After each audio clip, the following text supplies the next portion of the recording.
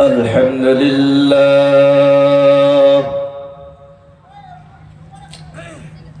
الحمد لله كفى وسلام على عباده الذين اصطفى أما بعد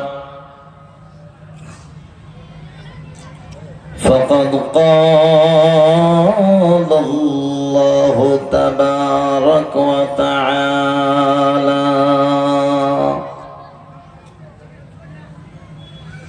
في كلام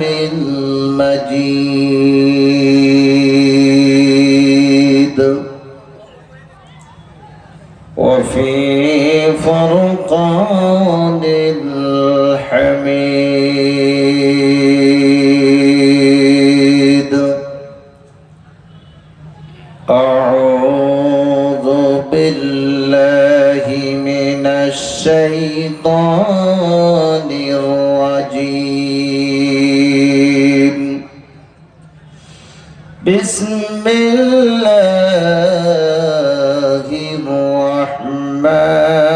الرحمن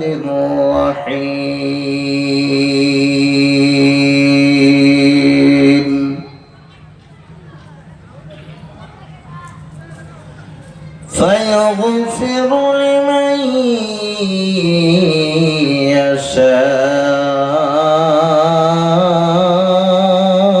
يشاء ويعذب من يشاء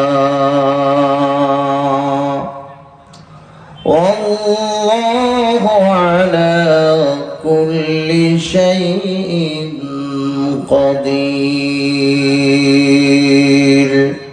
إلى آخر الآية.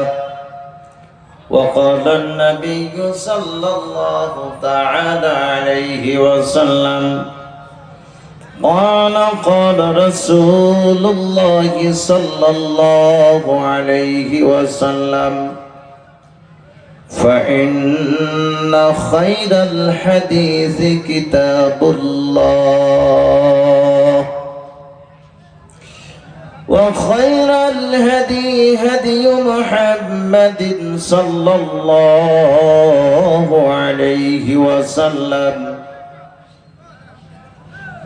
وشر الأمور محدثاتها وكل بدعة ضلالة وكل ضلالة في النار. وقال النبي صلى الله تعالى عليه وسلم خيركم من تعلم القرآن وعلمه أو كما قال عليه الصلاة والسلام إن الله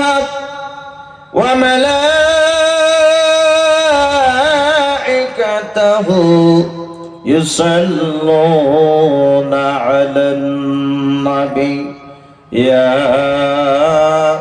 أيها الذين آمنوا صلوا عليه وسلموا تسليما اللهم صل على سيدنا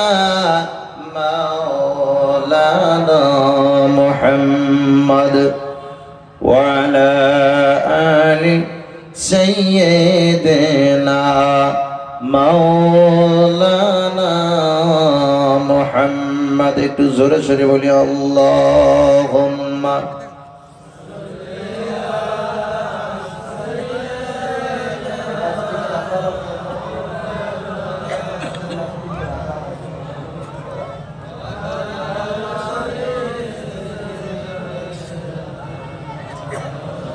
আমরা সবাই পড়ি দরুদ আজ মাহদ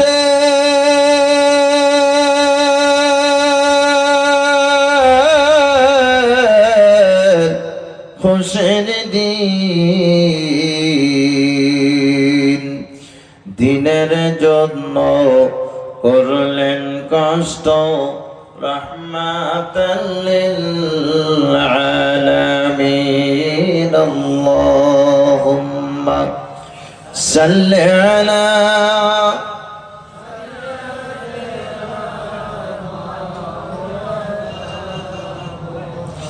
وعلى آل سيدنا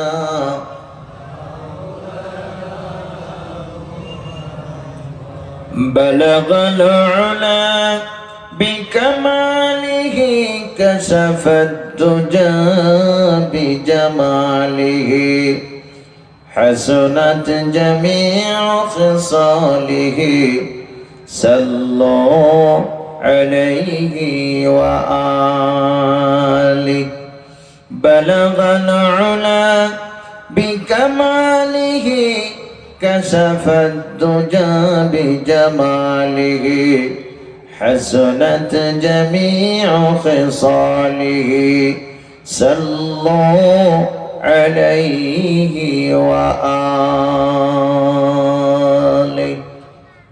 সম্মানিত আজকে বিশেষ আয়োজিত মাহফিলের সভাপতি সাহেব, মঞ্চে অবভিষ্ট আকাশের তারকার সমতুল্য হযরত উলামায়ে কিরাম, আজকের এই মাহফিলের মুখ্য অতিথি আপনাদের সবারই পরিচিত আমার ছোট ভাই হযরত হাফিজ ও কারি মাওলানা ইদ্রিস আলী সাহেব, সম্মুখে বসা এই অঞ্চলের আশাবাদী, ইসলাম দরদি, দিন দরদি আমার বয়োজ্যেষ্ঠ চাচা জানেরা, যুবক ভাইরা, ছোট ছোট কচি কচি সোনামানিক ছেলে এবং মেয়েরা, পর্দার আড়ালে বসে থাকা পর্দা নিশিমা অভগ্নিগর,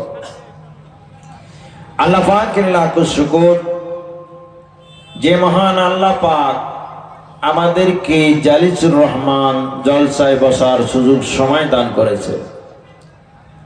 আমরা আজকে এই মাহফিলে বসে কেউ নারাজ আছি কি? কারো মনে কোনো কষ্ট হয়েছে ভাই? আওয়াজ দেন, ভালো লাগছে না খারাপ লাগছে? আর একটু জোরে বলেন মাশাআল্লাহ। যারা বাইরে আছে তারা চালাক না বোকা?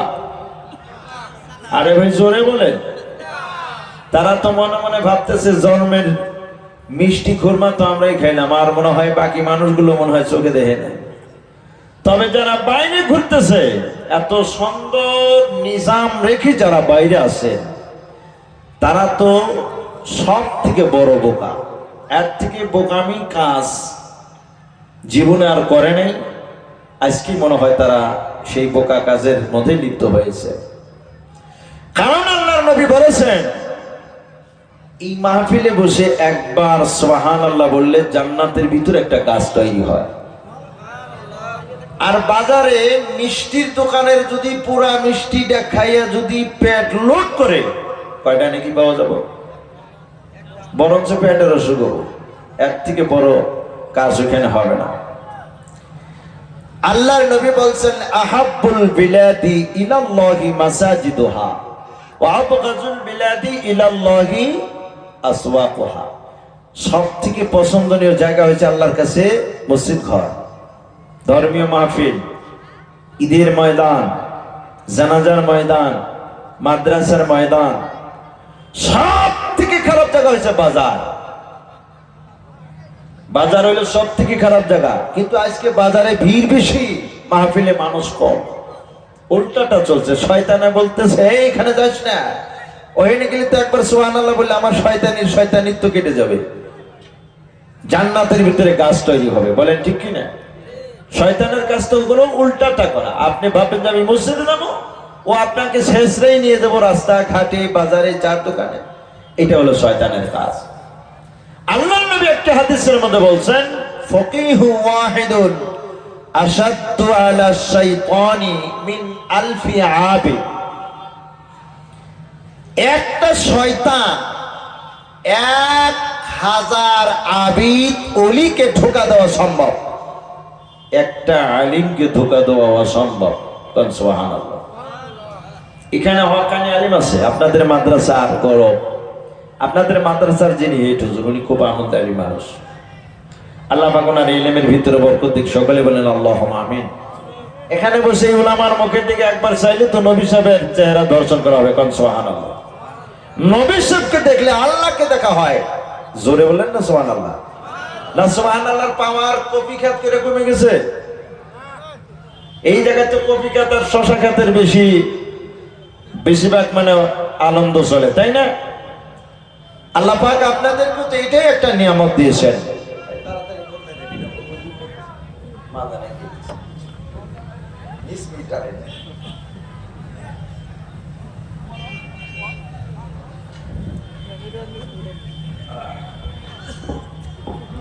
আল্লাহ পাক আপনাদের যে এখানে এই আবাদগুলো যে দিয়েছেন, এটার কি নিয়ামত আপনারা আদায় করেন না? এই নিয়ামতের কি শুকরিয়া আপনারা আদায় করেন না? এই ভাই, শুকরিয়া আদায় করেন না? দেখেন আপনাদেরকে আল্লাহ পাক কত মহব্বত করছেন। আজকে এই জায়গায় একটা বিরাট একটি মন্দিরও হতে পারত, এই জায়গার ভিতরে একটা প্লে গ্রাউন্ডও হতে পারত। এখানে কি হচ্ছে, নবীর একটি মেহমানখানা আল্লাহ পাক তৈরি করার তৌফিক দান করেছে। সুবহানাল্লাহ। যে জায়গায় নবীর কথা আলোচনা হয়, আল্লাহর কথা আলোচনা হয়, সেই জায়গাটা আল্লাহর কাবিলে কবলিয়তের জায়গা। এই জায়গায় যে আপনারা বসেন, এখানে যে কোরআনের আলোচনা হবে, রসুলের আলোচনা হবে, আপনারা ভেবে রাখেন কিয়ামত পর্যন্ত এই জায়গায় আল্লাহর রহমত বর্ষিত হবে। দেখেন সুবহানাল্লাহ মুখে বাইরে দিয়েছি। ঠান্ডার ময়দানে সুবহানাল্লাহ কইতে সাফা নাকি হয় নাকি? কেউ কেউ সুবহানাল্লাহ মুখে সিবিতে ধরে কইতেছে হ্যাঁ আল্লাহ, মুখে শক্তি নাই। একটু জোরে কয়েন, আল্লাহ যাতে শুনে। আল্লাহ তো না কইলেও শুনবো, মনে মনে কইলেও শুনবো, তবে একটু আওয়াজ দিয়ে বলার দরকার আছে। কেউ কেউ অথচ সুবহানাল্লাহ এখন তিনি শুদ্ধ কিনাও খবর পায় না। আছে না এরকম মানুষ? আছে না নাই?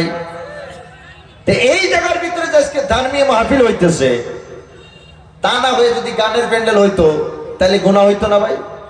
আর আজকে আমাদের জন্য কি হইতেছে? নেকি হইতেছে। আল্লাহ রাসূল বলছেন আলহামদুলিল্লাহি তামলাউল মিজান। আল্লাহু আকবার বলা যাবে? আল্লাহর হাবিব বললেন, একবার যদি কোনো ব্যক্তি মাহফিলে বসে আলহামদুলিল্লাহ বলে, একবার যদি আলহামদুলিল্লাহ যদি কোনো ব্যক্তি বলে, আল্লাহ রাব্বুল আলামিনের হাবিব বলেছেন ওই ব্যক্তির জন্য রব্বুল আলামিন মিজানের পাল্লা নেকি দিয়ে ভর্তি করে দেয়। জোরে কন্না সুবহানাল্লাহ। একবার আলহামদুলিল্লাহ বললে মিজানের পাল্লা ভারী হয়ে যায়। মেল মেরে গিয়েছিলাম, ওই জায়গার ভিতরে 80 গরলব, বিশাল একটি মাদ্রাসা, একটি বিশাল একটি মসজিদ তারা তৈরি করেছেন। ছোট ছোট বাচ্চারা কোরআনের হাফিজ। দুইটা বাচ্চা মাইকের সামনে দাঁড়িয়ে বলতেছেন দুইটি কলেমা, আল্লাহর নিকটে অতি প্রিয়, জবানে হালকা মিজানে ভারী, সুবহানাল্লাহি ওয়া বিহামদিহি সুবহানাল্লাহিল আযীম। শব্দ অল্প, নেকির সংখ্যা বেশি। দুইটা কলেমা আল্লাহর নিকটে অতি প্রিয়, মিজানে ভারী, জবানে হালকা। কালেমা দুইটা হলো সুবহানাল্লাহি ওয়া বিহামদিহি সুবহানাল্লাহিল আযীম। আজকে আমাদের বাচ্চারা যারা মক্তবে যাইতেছেন, যারা মাদ্রাসায় লেখাপড়া করতেছেন, তাড়াতাড়ি দেখেন কত হাজার নেকি আল্লাহ পাক তারা আল্লাহর কাছে কামাই বা রোজগার করতেছে। আমার মুসলমান বাবাজি, আল্লাহর হাবিব বলেন সুবহানাল্লাহি ওয়াল হামদুলিল্লাহি তামলাআনি আও তামলাউ মা বাইনাস সামাওয়াতি ওয়াল আরদ আল্লাহর হাবিব বলেছেন একবার যদি সুবহানাল্লাহ আলহামদুলিল্লাহ যদি একসঙ্গে যদি কোনো মাহফিলে যদি আপনারা বলতে পারেন, রব্বুল আলামিন শুধু মিজানের পাল্লা নয়, আসমান জমিনের মাঝখানের পুরা জায়গাটা নেকি দিয়ে আল্লাহ ভর্তি করে দেয়। বলুন সুবহানাল্লাহ। আল্লাহ পাকের ইচ্ছা। আমি বলছিলাম ফায়াগফিরু লিমান ইয়াশা ওয়া ইউআযযিবু মান ইয়াশা। আল্লাহ পাক ইচ্ছা করলে तमाम জিন্দেগীর গুনাহ খাতা maaf করতে পারে, আবার ইচ্ছা করলে আযাবের ভিতরে আমাদেরকে গ্রেফতার করে রাখতে পারে। এটা একমাত্র আল্লাহ পাকেরই শক্তি এখানে খাটে। বলেন ঠিক কিনা? আমরা যখন স্কুলে যখন একটা বাচ্চা দিই, এই বাচ্চাটার পিছনে কয়টা মানুষ মেহনত করি ভাই? কমপক্ষে 3 জন মানুষ। সকালবেলা মায়ে ভাত রান দেয়, নিজে না খাইয়া সকালে একদম সকালে উঠবে, উঠার পরে ভাত রান দিবে, রান্না ওই বাচ্চার জন্য আগে খানা তৈরি করিয়া ওনার সামনে দেয়। আবার টিফিন বানাইয়া ব্যাগের মধ্যে ভর্তি করে টাকাও 50টা দিয়ে দেয়। সাথে একজন গাড়ি দিয়ে ড্রাইভ করে স্কুল পর্যন্ত রাহাবারি করে। কোন ঠিক কিনা? গেটের ভিতরে পৌঁছাই দিয়ে ওখানে দাঁড়িয়ে দাঁড়িয়ে তামসা দেখে যে আমার ছেলে কান্দে না পড়ে বা কিবা অসুবিধা হলো, এটার জন্য একজন লোক সেখানে তদন্তের জন্য দাঁড়িয়ে থাকে। আবার যখন ছুটি হয় বাড়ি পর্যন্ত পৌঁছানোর জন্য নয় গাড়ি থাকে, নয় নিজে ড্রাইভ করে গাড়ি বাড়িতে নিয়ে আসে। বলেন ঠিক কিনা? বিকেল বেলা আবার টিউশন।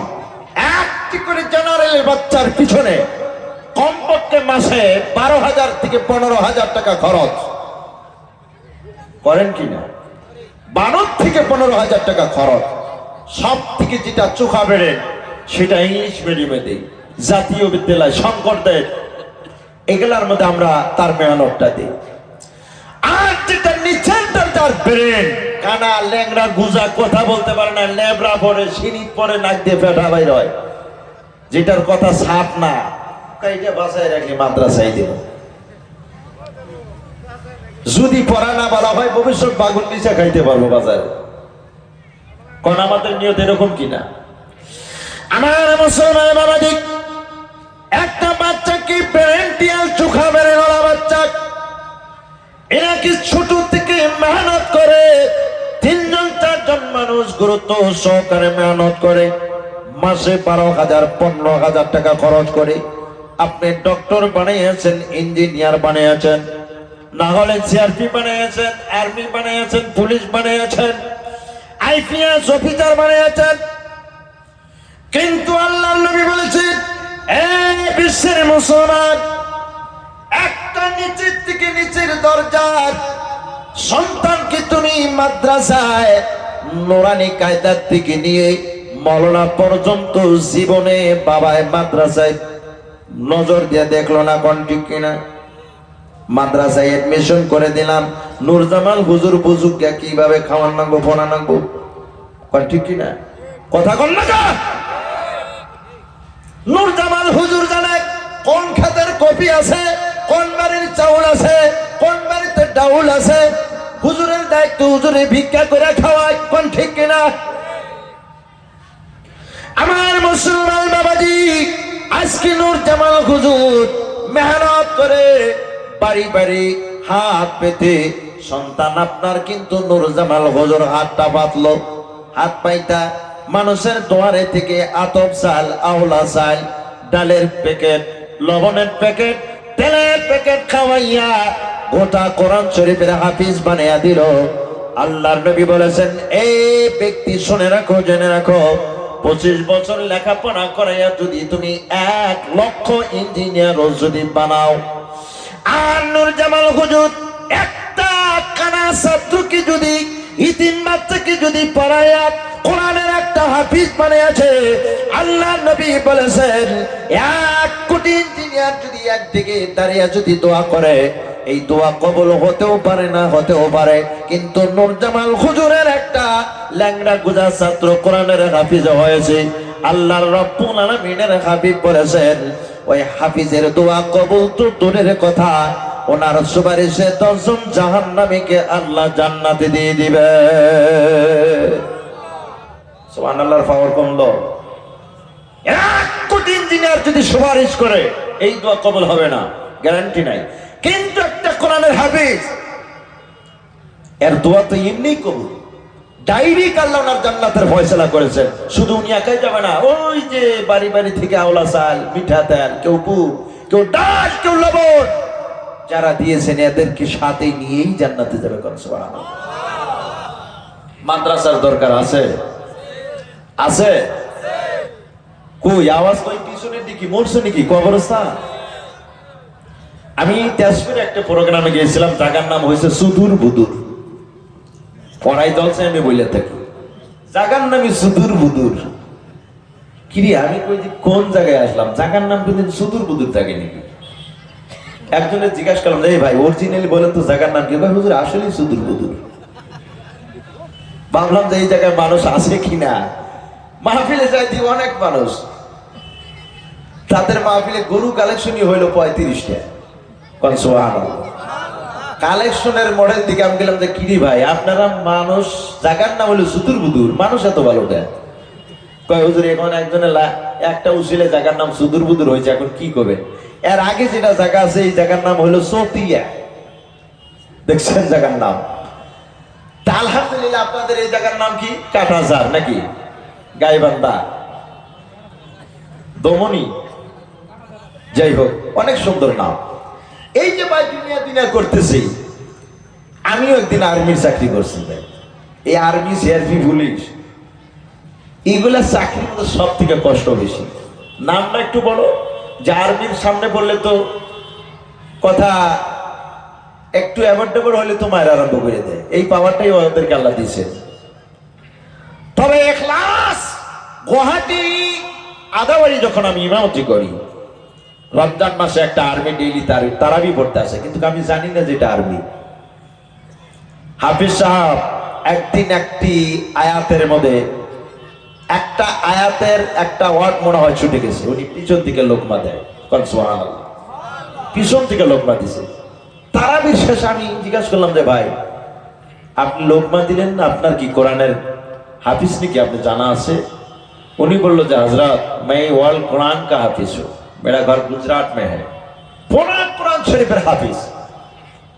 উনি বলছেন আমি ডিউটিতে যখন যাই আমি দাঁড়াইয়া থেকে ডেইলি 10 পারা কোরআন তেলাওয়াত করি। সুবহানাল্লাহ। আজকে এটা মনের মধ্যে আপনারা কল্পনা নিয়েন না যে আমার বেটা হাফিজ হলো আর্মি হতে পারবে না, আমার বেটা হাফিজ হলো দিকে যে সিআরপি হতে পারবে না। এটা হলো গলত ধারণা, ভুল ধারণা। একটা ছেলে যখন কোরআনের হাফিজ হয় আর ব্রেনটা এত সুকা হয়, সারা বিশ্বের যত কিতাব আছে ওকে আইনা দিলে পান্তার মতন মুখস্থ শোনাই দিবে, কোনো জায়গায় আটকেবে না। কারণ কোরআনের থেকে মুসাফফার কিতাব পৃথিবীর ভিতরে কোনো কিতাব নাই। এত হাজার হাজার আয়াত একই ডিজাইনের, ও দিশা পাইতেছে, বুঝতেছে যে এই জায়গায় এই আয়াত এইভাবে পড়া লাগে। তাহলে ওই ব্যক্তি যদি কোরআনের হাফিজ অতটুক যদি বোঝার পরে এই জেনারেলের সামান্য একটু ছোটখাটো কিতাবগুলো ওনার কাছে পড়তে কোনো অসুবিধা হবে? কোনো অসুবিধা হবে?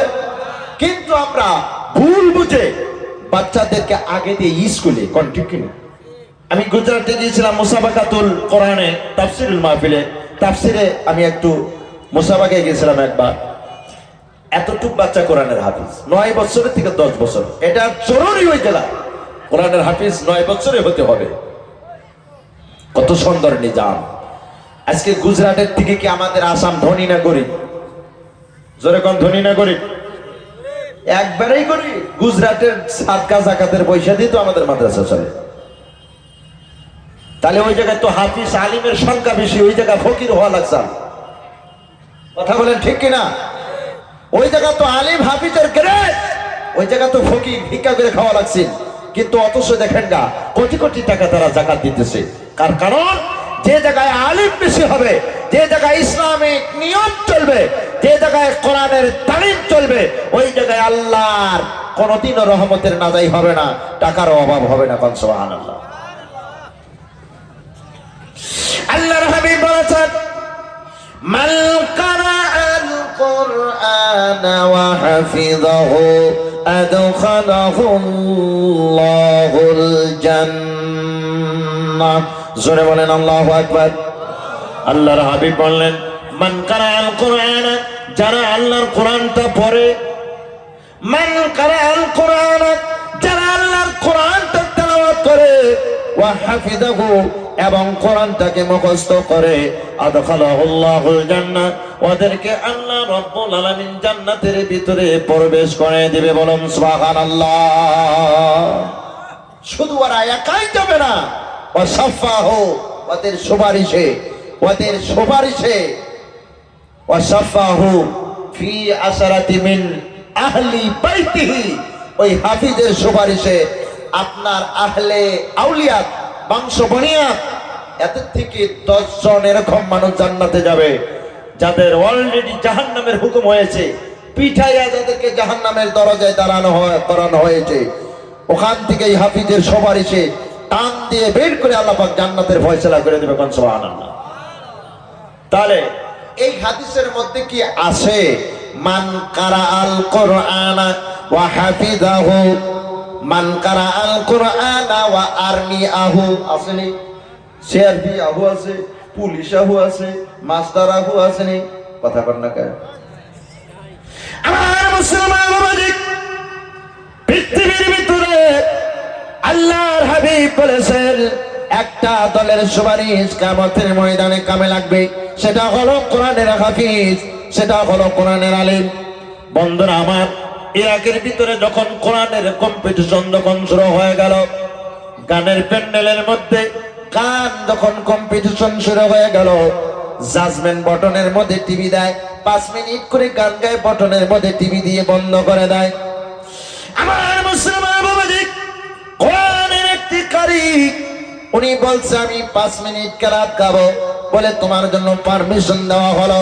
কেরাতটা 5 মিনিট নয়, 10 মিনিট নয়, আধা ঘন্টা কেরাত তেলাওয়াত করেছে।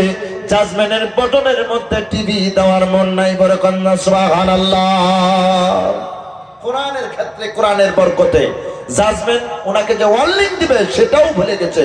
কোরআনের তেলাওয়াত এত মধু আর এত সৌন্দর্য আর এত বরকত আল্লাহ পাকের মধ্যে দিয়েছে।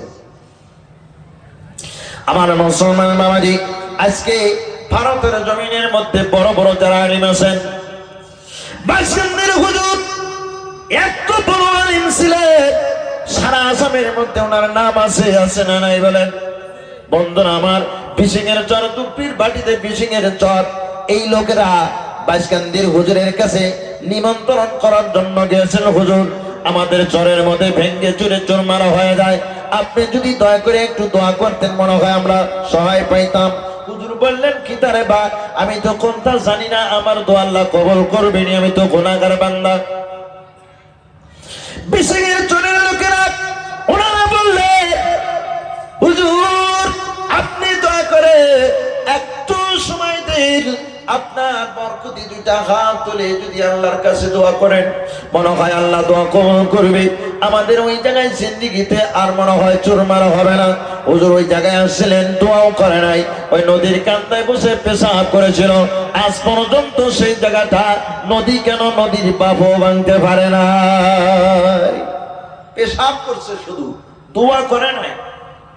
তাহলে আজকে সেই বাসকান্দির হুজুরের মতন আমাদের হুজুরের দরকার আছে কিনা? আছে না নাই? আজকালকার যুবকের মা বোনেরা, আমাদের স্ত্রী, আমাদের মা বোনেরা, ছেলে সন্তান যখন গর্ভে থাকে, বাদাইমা দেখে রাত কাটাইয়া দেয়, ফিল্ম দেখে রাত কাটাইয়া দেয়, বলেন ঠিক কিনা? মাথার কাপড় ঠিক থাকে না, পর্দার খেলাপ করে, কোরআন তেলাও তো দূরের কথা, নামাজও পড়ে না। বলেন তো দেখি, এইরকম বেনামাজি ব্যাপারটা মায়ের গর্ভে থেকে বাসকান্দির হুজুর জন্ম হবে না বাংলাদেশের বাদাইমা জন্ম হবে? কোনটা হবে? ছেলে সন্তান 7 বছর বয়স হয়, শিকড় খাওয়া স্টার্ট হয়ে যায়, শিকড় খাইতে খাইতে পুটকির মাংস হুকাইয়া গেছে, গা কিছুই নাই। রাস্তাতে হাইটা যায়, মনে হয় জন্মের দুর্বলা দূরছে, শক্তিও নাই। এই কথা কন না কেন? এই শিকড় খাওয়া কার পেটে থেকে হইব? নামাজির পেটে থেকে না বেনামাজির পেটে থেকে? কথা কন না কা? আমার মুসলমান বাবাজি, বাসকান্দির হুজুর আল্লাহ রাব্বুল আলামিন ওনাকে এত বড় জহিরা দিয়েছেন। নগাঁও ডিস্ট্রিক্টের কোটি একটি জায়গার নাম আছে যে জায়গার ভিতরে হলদির আবাদ, ধানের আবাদ হয় না, খালি পাহাড়। দেখছেন নি জায়গা? ওই জায়গায় 4 থেকে 5 বছর আগে একটি প্রোগ্রামে গিয়েছিলাম। বিশাল একটি পুকুরি, সেই পুকুরির পানি গরু, বাছুর, ছাগল, ভেড়া সবাই খাইতেছে, মানুষও খাইতেছে, কিন্তু পানিটা খোলা আকার, ঝিকঝিকা সাফা নয়। আমি জিজ্ঞাসা করলাম, বাবারে এত খোলা পানি কেন আপনারা খাইতেছেন? ওই ব্যক্তি চোখ দিয়ে জোর জোর করে পানি ছেড়ে দিয়ে বললেন, হুজুর গো, এই পুকুরির অনেক বড় ইতিহাস আছে। বলে কি ইতিহাস? বলে এই জায়গার মানুষে পানি পানি করে জীবন পিপাসায় জীবন যাওয়ার মানে রাস্তায় হয়ে গেছিল, কলা গাছ কি চিপে চিপে রস বের করে এই জায়গার মানুষের পানি পান করে সুস্থতা হয়েছে। বাসকান্দির হুজুরিকে যখন দাওয়াত দিয়ে আনলো, এই হুজুরি কানে 2 রাকাত নামাজ পড়লেন। আর এই জায়গার ভিতরে একটা মানুষকে যখন বললো একটা কোদাল নিয়ে আসো, এই জায়গার ভিতরে আমি ব্যবস্থা দেখি আল্লাহর কাছে বলে করতে পারি কিনা। ওই জায়গার ভিতরে কোদাল দিয়ে 2টা কোপ মেরে দিয়েছিল। তখন থেকে পানি ওঠা শুরু হয়ে গেল। এখন পর্যন্ত সেটা পুকুরি আছে, সেই পুকুরির পানি জীবনে আর শেষ হয় না। কিয়ামত পর্যন্ত মনে হয় ওই পুকুরির পানিটা জিন্দা থাকবে। কোন সুবহানাল্লাহ। আজকে সেই বাসকান্দির হুজুর আসাম থেকে বিদায় নিয়েছে। আসাম থেকে বিদায় নেওয়ার পর মুসলমানের হালত খারাপ হয়েছে না ভালো? জোরে কোন খারাপ হয়েছে না ভালো? আজকে সেই বাসকান্দির হুজুর আমাদের দরকার আছে কিনা? একটা পোলা সহি শুদ্ধ ভাবে নামাজ পড়ে, কোরআন তেলাওয়াত করে, তাহাজ্জুদের নামাজ পড়ে, আল্লাহর কাছে চাইয়া একটা পোলা বানাইয়া আল্লাহর সেই মাদ্রাসায় দিয়ে দেন, বাসকান্দির হুজুর হয়ে যাবে। কোন সুবহানাল্লাহ। তা না হলে আমি সুদ খাই, আমি ঘুষ খাই, আমি বাং খাই, বিড়ি না খাইলে আমার পায়খানা খিলার হয় না, আমার পোলা বাসকান্দির হুজুর হবো না, কোনোদিনও সম্ভব না। কোন ঠিক কিনা? কয় বেটারে মাদ্রাসায় দিলাম, গেদা তো পড়ে না, সপ্তাহে 100 টাকার থেকে 200 টাকা দেই, কত মেহনত করি। ওর মেহনত হলো লঙ্গি উল্লিয়ে রাস্তাতে ঘোরা। ওই মেহনতে কি বুজুর্গ হইব? এই ভাই, এই মেহনতে বুজুর্গ হইব? তাহলে ওই মেহনতে তো ঘোড়া কাটিন আর হিরো কাটিন ছাড়া ফোলার কোনো রাস্তা নাই। দেখবেন এত লম্বা লম্বা বড় বড় চুল সামনে রাইখা ফাতেমা জরিনা যখন রাস্তা দিয়ে যায়, উদয় স্টাইল করে যাই একটা মারে। স্টাইল করে না কেতারা? হ্যাঁ, আর একটু জোরে যাই দিলে গাড়ি ভেঙে যাবো।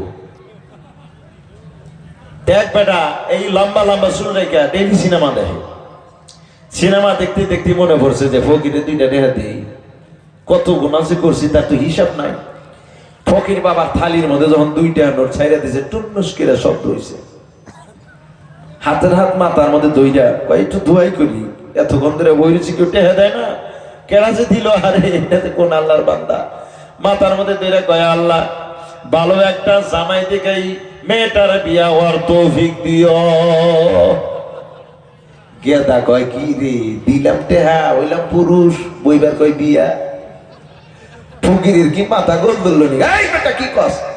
কয় কি হয়েছে ভাই? আমি তো গেদা মানুষ। কয় না, গেদা মানুষের চুল কোনদিন এত লম্বা থাকে? আমি তো কানা মানুষ, আমার তো দোষ নাই, আমি তো দেখি না। আমি জানি তুমি আসলে অরিজিনাল গেদি। তো মহতরম দোস্ত বুজুর্গ, আওয়াজ করে যদি কোনো গেদা হন গেদি হয়, কার দোষ দেওয়ার দরকার আছে? আবার দেখবেন বাজারে যাইয়া হ্যাঁ বাপের কাছ থেকে মারামারি করে হইলেও নিব, নিয়ে দেখবেন একবারে সই জাগা মতো সিরা লঙ্কান কিনে নিয়েছে।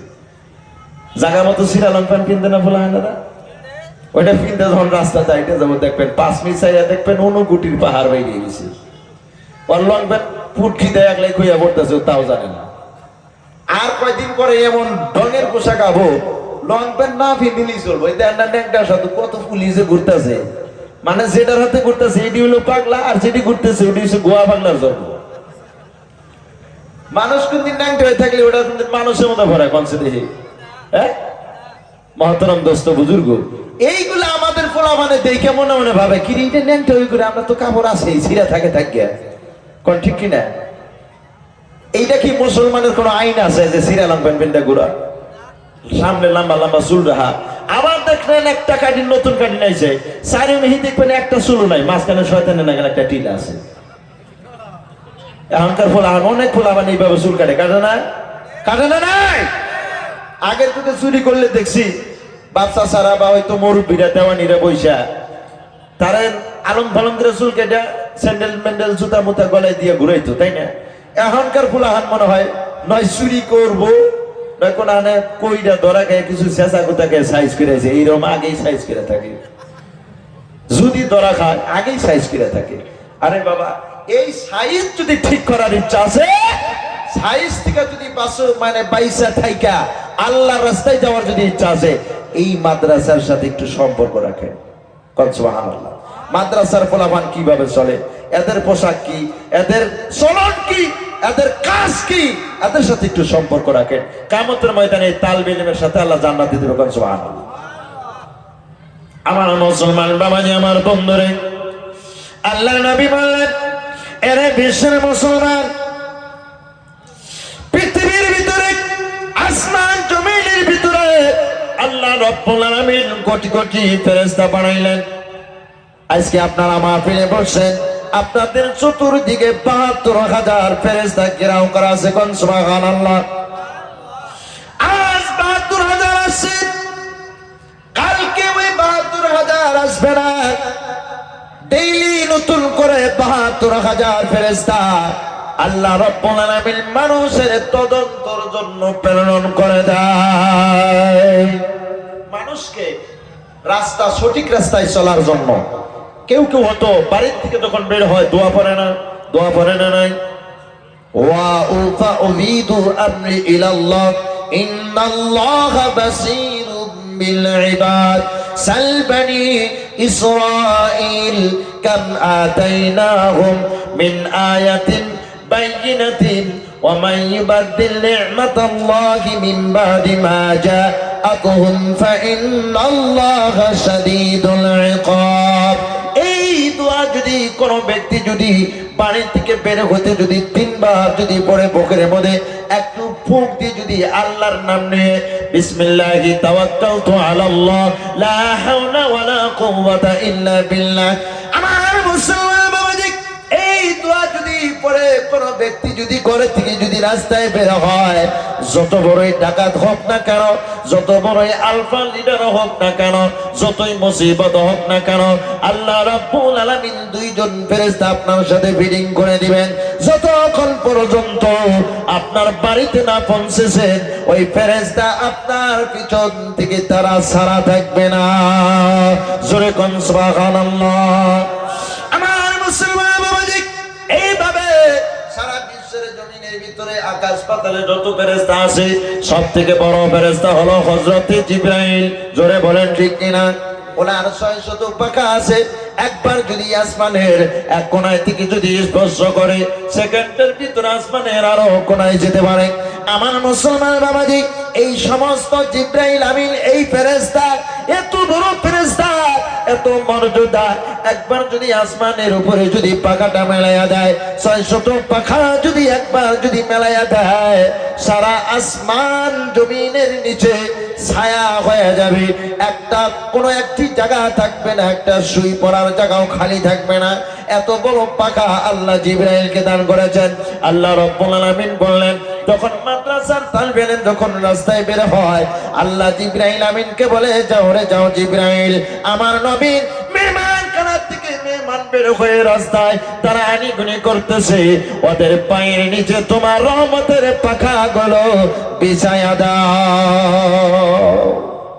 জিবরাইল আমিনের পাখা, রহমতের পাখাগুলো এই তালবে ইলমের পায়ের নিচে আল্লাহ পাক জিবরাইলকে অর্ডার করছে, বিছায়া দাও।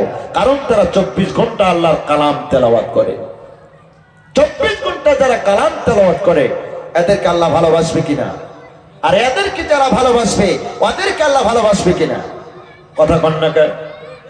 মহতরম দোস্ত বুজুর্গ, আজকে আপনাদের দানবরণীতে আজকে এই জায়গায় একটা বিশাল মাদ্রাসা মসজিদ, এখানে ২৪ ঘন্টা নামাজ হয়, ৫ ওয়াক্ত নামাজ, কোরআন তেলাওয়াত হয়।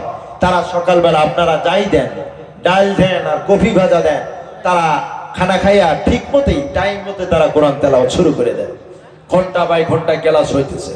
কিয়ামত পর্যন্ত এইখান থেকে যারা হাফিজ হয়েছেন, যারা আলিম হবে, এরাও তো একটা মাদ্রাসার ওস্তাদ হবে, এরাও তো একটা মসজিদের ইমাম হবে, এরাও তো এই ইমাম হইয়া, এই হাফিজ হইয়া, এদেরও হাজার হাজার ছাত্র বিশ্বের কোনায় কোনায় তারা কোরআনের তালিম শিখাবে এবং সেখানের পারমিশন দিবে। যত মানুষ নেটওয়ার্কের মতন যত হাফিজ কোরআন তেলাওয়াত করবে, প্রত্যেকটা মানুষের থেকে তেলাওয়াতের আদা সওয়াব আপনারা যে মরেও যদি যান, আপনাদের কবরে বিনা মেহনতে আল্লাহ পৌঁছায় দেবে। কোন সুবহানাল্লাহ। এর থেকে বড় সদকায়ে জারিয়া পৃথিবীর ভিতরে কোনো দান খয়রাতের মধ্যে নাই, ভালো করে মনে রাখবেন।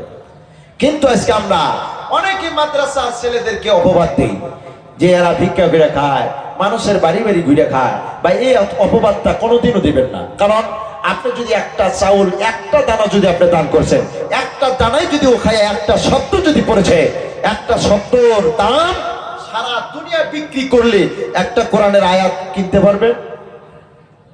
আয়াতের দাম হবে? জান্নাতের একটা ইটের দাম হবে? জান্নাতের এক কিরা পানির দাম হবে না। অথচ একটা দানা খাইয়া সে কোরআনের হাফিজ হয়েছে। আমার মুসলমান বাবাজি, আমার বন্ধুরা, আমার বাবাজিরা, একটা পোলা, একটা ছেলে যদি কোরআনের হাফিজ হয়, বিজ্ঞ কোরআনের হাফিজ, কোরআনের হাফিজ যারা, তারা আল্লাহর সাথে ডেইলি কথা বলে। কোন সুবহানাল্লাহ। এই কোরআনের হাফিজের সাথে যদি আমার একটা ভালো একটা মাইয়া আমি লেখাপড়া করাইয়া যোগ্য মাইয়া বানাইয়াছি, কোরআন তেলাওয়াত শিখাইলাম, কোরআনের হাফিজ বানাই নাই, কিন্তু কোরআন তেলাওয়াত জানে, ইঞ্জিনিয়ার ডক্টরের লাইনে লেখাপড়া করে, কোরআনের হাফিজের সাথে যদি বিবাহ আসে, বলে এর সাথে দেওয়া যাবে না 5,000 টাকা বেতন, 2,000 নগদ, 3,000 বাকি, আমার মাইয়ার স্যান্ডেলের টাকা জোগাইতে পারবে না। বলেন ঠিক কিনা?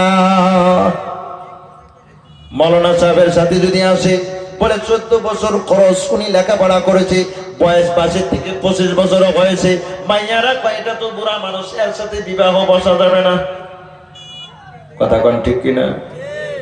দাড়ি দিকে ডরায়, কয় হুজুর গুলোকে বিয়ে বসে না, খালি দাড়ি, বোরকা ভিন্দা রাস্তাটা গুরু নগো, মানুষের মুখ দেখাম না। ও তো চিনা করত করে খাই নাই যে দুনিয়া আইছে, আরে মুখ টুক ডাইকে আর জন্মের মতন ভূতের নাগাল যে গুরমুই না, সম্ভবই না। আছে না অনেক মাইয়া? আছে না? নাই? অনেক মাইয়ার থেকে অনেক বাপ ও তার থেকে বেশি বুড়া হয়ে গেছে গা, পোলাপান বিয়ে দিছে, নাতিন নতুন সব হয়েছে, কিন্তু দাড়ি চাই চাই একবারে ওইটার মতন তেল তেলা করে রাখে, বলতোর পাশা মাথার মতন হিরো সাজে, যে আমি মনে হয় আরো মনে হয় চ্যাংরা অমুক। ভাই মানুষ যখন 40 বছর পার হয়, এটা কি নতুন করে ঘুরে আবার 18 বছর হইব? হ্যাঁ, 18 বছর হইব কি? তাতে যে আমাদের মাদ্রাসার যে হেড হুজুর দাড়ি রাখছে, খারাপ দেখা যায় না ভালো দেখা যায়? অন্তরে থেকে কইতেছেন, জোরে কনছে? আমার তো দেখেন না, ছাগুলা দাড়ি, অল্প কাটা দাড়ি, কত কত স্টেজে বলি দেখাই যান। আমি মানুষটাও কালা, দাড়ি অল্প কাটা, মানুষে ভাবে যে 15 বছরের এক বাচ্চা ওয়াজ করতেছে, অথচ বয়স 42 বছর হয়ে গেছে গা। মহতরম দোস্ত বুজুর্গ, সবসময় চিন্তা করবেন, ইমানদারের পোশাক যখন ইমানদারি হালতে হয়, তার মর্যাদা মানুষে না দিলেও আল্লাহ দেয়। কোন সুবহানাল্লাহ। আল্লাহ নিজেই সম্মান দিবে। মহতরম দোস্ত বুজুর্গ, আমার মায়ের যদি কোরআনের হাফিজ, এটা পছন্দ হলো না, 5,000 টাকা বেতন, বাকি ব্যক্তি আলেম পছন্দ হলো না, 10,000 টাকা বেতন, রমজান মাসে কালেকশন না করলে বেতন ক্লিয়ার হয় না, দেওয়া যাবে না। ইঞ্জিনিয়ার বলে এটা সারা যাবে না, হাউলি টাউনে যদি 5 কাঠা মাটি আছে, 2 কাঠা বিক্রি করে ইঞ্জিনিয়ারের সাথে বিবাহ দে, এ তো অনেক টাকার বেতন পাবে। আমার মাইয়া বিল্ডিং এর উপরে নাচতে পারবে, গান গাইতে পারবে, সারা জীবন ফুর্তি আনন্দ করতে পারবে। এই ইঞ্জিনিয়ার সারা যাবে না, পারলে 5 কাঠা দইরা বিক্রি করে ইঞ্জিনিয়ারের সাথে বিবাহ দে। ঠিক কিনা? আমার মুসলমান বাবাজি, আজকে হঠাৎ আপনি, আজকে আপনার বাবা মরে গিয়েছে, আপনার দাদাও মরে গিয়েছে, এমন একটি সময় আসবে আপনারও ডাক্তার চলে আসবে। বন্ধুরা আমার, ওই সময় যদি আপনি বলেন আমার জামাই, বেটির জামাই ইঞ্জিনিয়ার, বেটি কি কোরআন পড়া শিখাইছিলেন? বলেন তো দেখি, ইঞ্জিনিয়ারের বউ কি ডেইলি কোরআন তেলাওয়াত করবে? নি করবে? আল্লাহর নবী বলেছেন, বিশ্বের মুসলমান শুনে রাখো, জেনে রাখো, এই দুনিয়াটা হলো পরীক্ষার জায়গা। এই দুনিয়া থেকে যখন তুমি বিদায় নেবে, 10টা কোরআনের হাফিজ যদি তোমার জন্য দোয়া করে, তোমার একটা মাইয়া যদি কোরআন পড়ে যদি তোমার জন্য দোয়া করে, আল্লাহর নবী বলেছেন 10টা হাফিজের থেকে তোমার মাইয়ার দোয়াটা আল্লাহর কাছে বেশি কবুলিয়ত হয়ে যাবে। সুবহানাল্লাহ বললেন না? একটা মাইয়া কোরআনের হাফিজ হওয়া 10টা ফুলা কোরআনের হাফিজ হওয়া সমান পাওয়ার কারণ হলো, একটা মাইয়া যদি কোরআনের হাফিজ হয়, ওই মাইয়ার গর্ভে থেকে 10টা হাফিজ জন্ম হওয়া সম্ভব কিনা? এই বাবা বলেন সম্ভব না নাই? আমার মুসলমান বাবাজি, আজকে আমরা মাইয়াদেরকে অধিকার দেই না। ইসলামের ভিতরে নারীদের অধিকার দিয়েছেন, তাদেরকে পর্দা করতে বলেছে, তাদেরকে নির্যাতন করতে নিষেধ করেছে, তাদেরকে বলে জুলুমের কাজ করানোর জন্য নিষেধ করেছি। ইসলামের ভিতরে খেতে খামারে মাদেরকে কাজ করার জন্য নিষেধ করেছি। ইসলামের ভিতরে মা বোনদের দ্বারায় রাস্তাঘাটে বাজার করা নিষেধ করে দিয়েছেন। ইসলামের ভিতরে মা বোনদের সাথে খালা ময়দানে ব্যাপার দেয় কথা বলা নিষেধ করেছে। বলে 18,000 মাখলুকাতের ভিতরে জিন এবং ইনসানের মধ্যে শুধু ইসলাম ধর্ম ছাড়া কোন ধর্মের মধ্যে নারীর মর্যাদা তারা দেয় না। জোরে বলেন ঠিক কিনা? আমার মুসলমান বাবাজি, আজকে যদি আপনার স্ত্রী যদি 5 ওয়াক্ত নামাজ পড়ে, কোরআন তেলাওয়াত করে, তাহাজ্জুদের নামাজ পড়ে, যদি সকালবেলা ফজরের নামাজের পরে সূরা ইয়াসিন তেলাওয়াত করে, রান্না বাড়ি করে যদি আপনাকে যদি খাওয়ায়া দেয়, মাইকের মধ্যে বলতেছি, খোদার কসম করে বলতেছি, ওই ব্যক্তির কোনোদিনও ওই বাড়িতে রিজিক নিয়ে গন্ডগোল হবে না। আল্লাহ রাব্বুল আলামিন রিজিকের বরকত ওই বাড়িতে দিয়ে দেবে। কোন সুবহানাল্লাহ। সূরা